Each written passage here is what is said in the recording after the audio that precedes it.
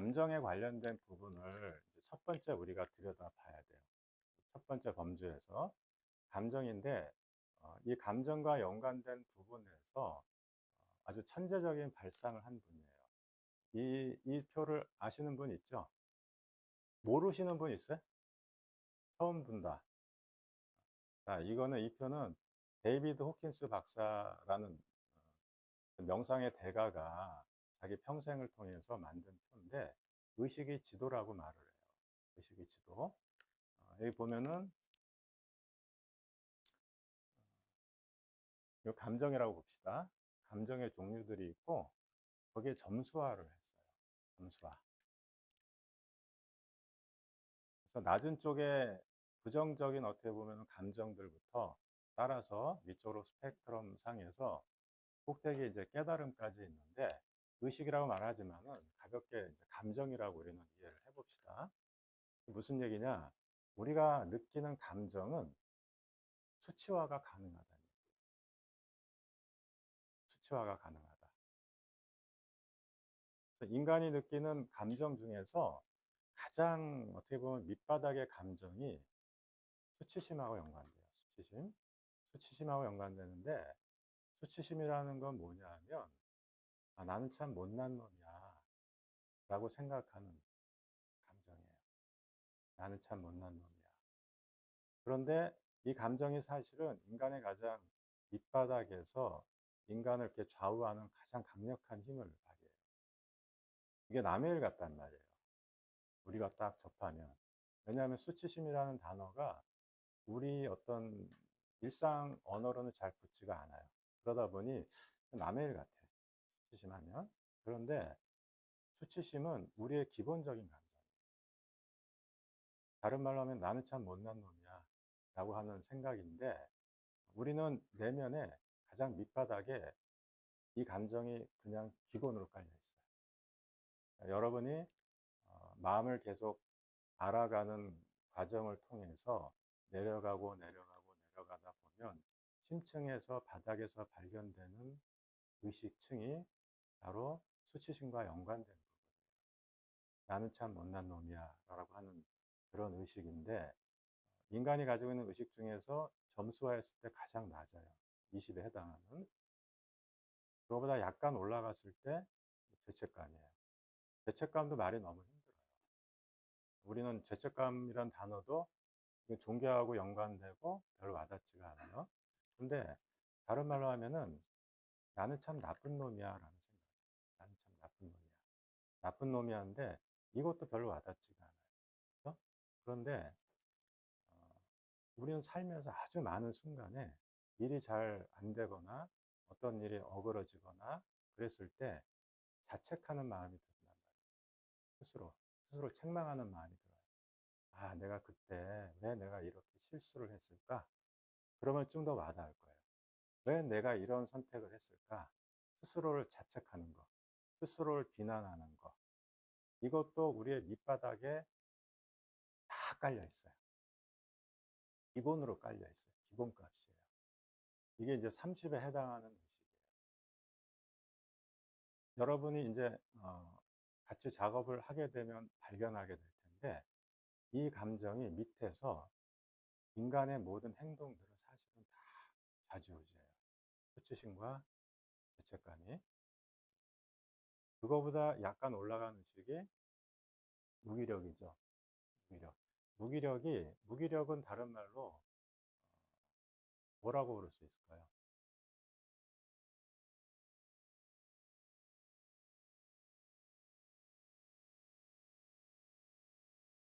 우울감, 그쵸? 우울감, 우울증, 다 이 수준에서 있는 거예요. 우울증. 그러니까 이 우울증, 무기력이라는 거는 뭐냐면은 손 하나 까딱 할 만큼 힘이 없이 다 놔버리고 싶은 마음. 만사가 다 귀찮고, 사람 만나기도 싫고, 밖에 나가기도 싫고, 이런 감정. 그러니까 여기에 빠져 있을 때는 사람들이 너무나 위축이 돼 있어요. 하기 싫어지고, 자기 내면으로 도망가고 싶고, 도피하고 싶고, 자기만의 어떤 그 상상 속의 낙원 있죠? 혼자 마음속에 있는 그곳에 도피해서 혼자만 있고 싶은 이런 의식 상태가 무기력과 연관된, 무기력보다 약간 올라간 게 슬픔이에요. 슬픔. 아까 슬픔도 나왔었는데, 슬픔이란 건 뭐냐면 내가 그때 이런 선택이 아니라 다른 선택을 했었더라면 내 인생이 이 모양 이 꼴이 안 됐을 텐데 라고 느껴지는 감정이에요. 그러면 좀 더 이해가 되겠죠. 그래서 슬픔은 내 의식이 어디에 가 있느냐? 과거에 가 있어요. 슬픔에 빠져 있는 사람들 특징이 뭐냐면 항상 과거 속에서 그때 내가 이 선택이 아닌 다른 선택을 했었더라면 계속 그 생각에 빠져서 리마인드 하는 거예요. 과거에 사로잡혀 있어요. 현재를 살지 못하고. 예를 들면은 연애하다가 헤어졌단 말이야. 그렇죠? 슬프죠? 왜 슬퍼요? 그때 내가 이렇게 안 했어. 내 인생이 이렇게 되진 않았을 텐데. 슬픔이 바로 이제 그것과 연관돼. 슬픔보다 약간 올라간 게 이제 두려움이에요. 우리가 많이 느끼는 감정들이죠. 아까 소심이가 여기가 연관되는데, 두려움의 특징은 뭘까요? 아직 벌어지지 않았는데 미리 겁먹고 뒤로 한 발짝 물러나고 싶고, 그것과 연관된 굉장히 우리가 많이 느끼는 감정들 살면서 두려움이에요. 두려움보다 한 번 올라간 게 또 욕망. 욕망이란 건 뭐냐면 두려움하고는 아주 다르죠. 색깔이. 뭐냐면 그때부터는 이제 마음에서 뭔가 이제 어떻게 보면 한 단계 올라가는 만큼 좀 더 적극적이 돼요. 가지고 싶어요. 소유하고 싶어요. 내 것으로 만들고 싶어요. 불교에서 탐진치 말할 때 탐에 해당하겠죠. 뭔가 계속 욕구하고 가지고 싶고 그것과 연관된 게 욕망이라는 의식이고, 욕망보다 한 단계 올라가는 게 이제 분노. 분노. 아까 그 그림에서 뭐였죠? 버럭이. 그렇죠? 버럭이. 버럭이도 꽤 높다는 거 알겠죠? 그러니까 무슨 얘기냐? 분노할 수 있다는 것도 그 밑에 있는 여러 안 좋은 더 낮은 의식보다는 굉장히 높은 거예요. 화를 낼 수 있다는 거는 굉장한 어떻게 보면 에너지예요. 그래서 분노하는 거에 대해서 사실은 안 좋게 생각할 필요가 없어요. 무기력보단 낫지 않겠어요? 그렇단 말이에요. 분노. 분노보다 올라간 게 자존심. 자존심은 뭐냐? 내가 잘났다라고 여기는 거예요. 근데 또 어떻게 보면은 우린 다 그것 때문에 살아요. 그렇잖아요? 잘난 맛에 살아요. 다. 모든 사람이 또 자존심 때문에 살아요. 어떻게 보면. 내가 잘나고 싶고, 남보다 더 뛰어나고 싶고, 우월하고 싶고. 그것과 연관된 게 이제 자존심의 감정이에요. 여기까지가 이제 부정적인 의식이라고 말을 해요. 데비드 호킨스 박사는. 이 부정적인 의식이 긍정적인 의식으로 넘어가는 그 징검다리가 용기예요. 우리는 용기를 통해서 마음에서 난 할 수 있어. 이것과 연관된 감정을 내서 긍정적인 의식으로 넘어갈 수가 있어요. 이 긍정적인 의식으로 넘어가서 첫 번째 만나는 의식이 중용이에요. 중용. 중용인데 중용이라는 것도 말이 굉장히 어려워요. 그렇죠? 중용이라는 건 뭐냐면 여러분들 속담 중에서 새옹지마라고 들어보셨죠? 새옹지마의 속뜻은 뭐예요? 좋은 일이 있으면 나쁜 일도 있고, 나쁜 일이 있으면 그 다음에 좋은 일이 있고, 그러니 굳이 그것 때문에 일일비하지 말자.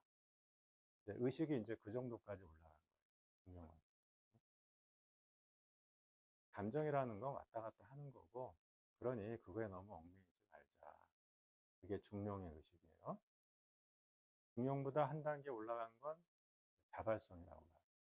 자발성은 주인의식이라고 말할 수가 있어요.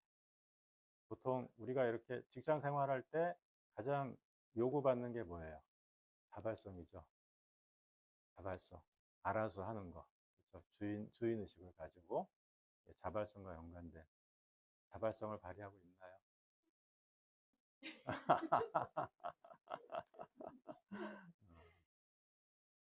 그래서 어떻게 보면은 우리가 이 현재의 어떤 이 문명의 시스템에서 가장 요구받는 게 또 자발성이에요. 왜냐하면 우리가 사회생활하고 직장생활 할 때 문제가 뭐예요? 안 움직이잖아요.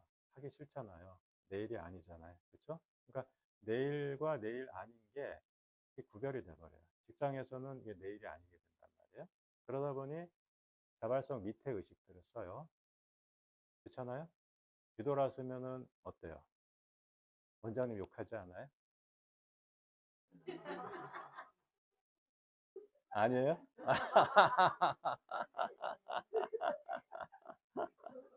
그래서 그나마 사실은 우리가 사회생활하고 직장생활 할 때 이 자발성 의식까지 올라간다면 그 조직의 어떤 기본적인 어떤 의식의 수준이 그러면 사실은 편하게 잘 돌아가요. 왜냐하면은 자기가 자기 일을 알아서 하니까. 그런데 그 밑에 있는 사람들 때문에 많은 어떤 제약이 있고 또 이 규칙이 생기고 그런단 말이에요. 그러니까 이런 사회가 사실은 자발성 이상이 됐다, 그 사회가. 그럼 그나마 그 사회는 좋아요. 그리고 어떤 예를 들면 여러분들이 어떤 집단에 속해 있다. 그 집단의 의식의 수준이 그래도 자발성 이상이다. 그러면 잘 돌아가져요.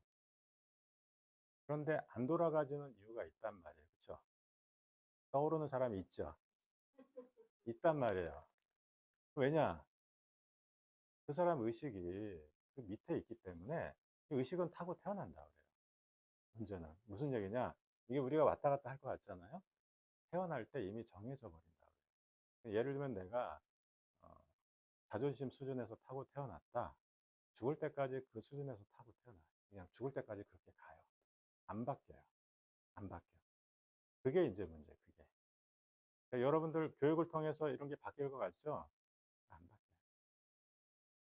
그래서 보통 데이비드 호킨스 박사 얘기로는 그나마 자기가 열심히 살았을 때 3점 상승한다고 그래요. 3 점. 3 점. 그러면 여기서 어떻게 했어요? 150인 사람이 3점 올라가면은 안 된다는 얘기예요. 사실은 그래서 결국에는 저희 이게 저도 그 원장 일을 하다 보니 직원들 뽑을 때 일단 다 체크를 하고 뽑아요. 어쩔 수 없어요. 왜냐하면 안 바뀌니까. 안 바뀌니까. 사실은 이런 공부를 하는 이유는 뭐냐 하면 이것과 연관이 돼요. 바뀌어야 될 거 아니에요? 그 바뀌는 방법을 알아야 될 거 아니에요? 그런 방법인 거예요, 지금 하고 있는 게. 무슨 얘기냐? 우리가 행복하기를 원하는데 이 밑에 있는 의식에서 행복이 가능하겠어요? 불가능해요. 올리는 거예요, 결국에. 그래서 자발성보다 한 단계 더 올라갔다. 포용이에요, 포용. 수용. 포용이라는 건 뭐냐 하면 이제는 어떤 그 문제가 있을 때 문제의 원인을 밖에서 찾는 게 아니라 내 안에서 찾아요. 어떤 일이 터졌다. 남 탓하지 않는다는 얘기예요. 한마디로. 남 탓하는 게 아니라 내가 이 문제에 나는 어떤 책임을 져야 되나? 내 안에서 어떤 부분이 이 문제를 일으켰을까? 그거를 본단 말이에요. 내 안을 봐요. 밖을 보는 게 아니라. 성당 다니는 분들 하는 말이 뭐예요? 내 탓이요 하죠? 내 탓이요가 이 수준인 거예요. 내 탓인 거예요. 내 탓인 거야. 남 탓이 아니라 내 탓이에요. 그러니까 이게 가능한 게 포용 수준이에요. 굉장한 수준이죠. 굉장한 수준이요. 그래서 어떻게 보면은 그 집단이 포용 수준이다. 그러면 어 자기 남 탓하고 남한테 분노를 표출하고 그런 게 안 되겠죠. 내 안에 뭔가를 해결하려고 하니. 그러니 이 이상 집단이 이 이상의 사람들만 있으면 얼마나 평화롭겠어요. 그쵸? 그게 안 되니. 그러니 문제가 되는 소형보다 한 단계 올라간 게 이제 이성이에요. 우리가 말하는 지성 있죠? 지성, 이성인데 이성이라는 건 뭘 얘기하냐면 이제 인과를 아는 거예요. 인과. 무슨 얘기냐? 어떤 일이 생기면 그 일이 생기게끔 하는 원인이 뭔가 이제 자기가 유추를 해낼 수가 있어요. 그리고 이 문제가 나중에 어떤 문제로 발전이 될 것인가 결과를 유추할 수가 있어요. 머리가 돌아간다는 얘기예요, 비로소. 그 전 단계는 뭐냐? 이 일을 하는데 우리가 봤을 때 '아 저러면은 나중에 문제 생길 가능성이 높은데.' 또 불구하고 하는 부류의 사람들이 있죠. 왜 그러겠어요? 그게 어떤 일을 초래할지를 생각을 안 하잖아요. 그죠? 그렇단 말이에요. 그러니까 이성은 인제 그게 인제 돌아가는 거예요. '아 이 문제는 내 생명거구나. 또 이 문제로 인해서 뭐가 벌어지겠구나.' 이것까지 아는 게 이성의 단계예요. 이성보다 한 단계 올라간 게 사랑. 여기서 말하는 사랑이라는 건 뭐냐 하면 비로소 이제 윈윈할 수 있는 거예요, 윈윈. 윈윈. 무슨 얘기냐? 상생한다는 얘기예요. 어떤 일이 생겼을 때 어 그 사람과 더불어서 공통의 어떤 목적을 이루기 위해서 마음을 내고 상대를 받아들이고 그럴 수 있는 역량까지 가지고 있다는 얘기예요. 그러니까 사랑이 단순히 헌신하거나 다른 사람한테 뭔가를 베푸는 거나 나를 희생하거나 이렇게 생각하면 안 돼요. 그러니까 무슨 얘기냐? 그렇게 하는 순간에 사랑은 이거는 남의 일이 돼 버려요. 불가능한 일이 돼 버려요. 그렇게 받아들이지 마시고 사랑이란 건 뭐냐 하면 윈윈할 수 있는 힘이에요. 접을 수 있는 힘이고 상대를 내 안에 내 바운더리 안에 품고 두 사람의 어떤 목적이 있는데 목적이 서로 간에 사람은 입장차가 있기 때문에 그 서로 간의 목표점을 찾기가 쉽지가 않아요. 이 사람이 원하는 게 다르고 내가 원하는 게 달라요. 그렇잖아요. 인생이란 게 그렇잖아요. 그러니까 힘들어요. 그런데 사랑 수준에 올라간다는 얘기는 그럼에도 불구하고 공통의 목적을 달성할 수 있는 방법을 찾아내는 거예요. 대단하죠? 대단하죠? 여기에 벌써 사랑 수준에 있는 사람들이 꽤 많아요. 꽤 많아요. 사랑보다 올라간 게 기쁨. 기쁨이 아까 보셨죠? 기쁨. 이 기쁨은 뭐냐면 어 우리는 보통 외부에서 기쁜 일이 있을 때 기쁜 건 당연한 거예요. 그쵸? 그걸 말하는 게 아니라 내 안에서 기쁨이 계속 넘쳐나는 거예요. 계속. 내 안에서 기쁨이 바깥으로 나가는 거예요. 바깥에 반응하는 게 아니라. 이런 사람이 옆에 있으면 얼마나 행복하겠어요. 그쵸? 어떻게 보면은 우리가 인제 기쁨 수준까지 올라갔다. 그러면 삶이 그렇게 이제는 힘든 게 별로 없어요. 그러지 않을까요? 힘든 게 없어요. 그러니까 외부의 일에 대해서 어 당연히 처음에는 스트레스를 받겠지만 내 안에 기쁨이 더 넘쳐나기 때문에 그 일은 그냥 그렇게 해결하면 돼요. 잠깐 기분 나빠도. 내 안에 기쁨이 계속 나오기 때문에. 이렇게 되면은 그때부터는 행복하지 않을까요? 그쵸? 그래서 어떻게 보면은 기쁨 순 이 기쁨까지 올라가졌다. 그럼 그다음부터는 삶이 그렇게 뭐라 그럴까 힘들진 않아요. 그냥 편하게 살아갈 수가 있어요. 기쁨보다 올라간 게 평화예요. 평화는 평화도 마찬가지예요. 평화로운 어떤 조건이 돼서 평화로운 게 아니라 평화가 넘치는 거예요. 내가 평화가 넘치고 나로 인해서 주변 사람들을 평화롭게까지 만들 수 있는 거. 어떻게 보면은 어 이 자리가 저는 이제 인간이 도달할 수 있는 이제 궁극의 자리라고 생각을 해요. 데이비드 호킨스 박사는 그게 깨달음을 말을 했지만 저는 깨달음이 인간이 어떻게 보면은 뭐 도달해서 가야 될 어떤 상태다라는 생각은 안 해요. 깨달음은 깨달음은 그냥 우리는 깨달아 있는 존재들이지 우리가 지금 어떤 노력을 해서 무슨 깨달음 올라간다? 저는 그렇게 생각 안 해요. 우리는 도달할 수 있는 거는 평화까지예요. 평화까지. 이 평화까지 올라가는 게 이 범주에서의 목적지예요. 이 단계가 올라가진다. 그럼 항상 내 내면에 평화가 넘치고 그 평화가 주변 사람들한테 계속 전달이 되고 주변 사람들도 기분 좋게 만들 줄 알고 또 사랑이라는 걸 통해서 상생하는 방법을 같이 해나가고 그렇지 않겠어요? 그렇죠. 그래서 이 범주는 이 과정들을 밟아가는 거예요. 밟아가는데 어떻게 하겠느냐? 그 방법이 이제 제가 하는 방법.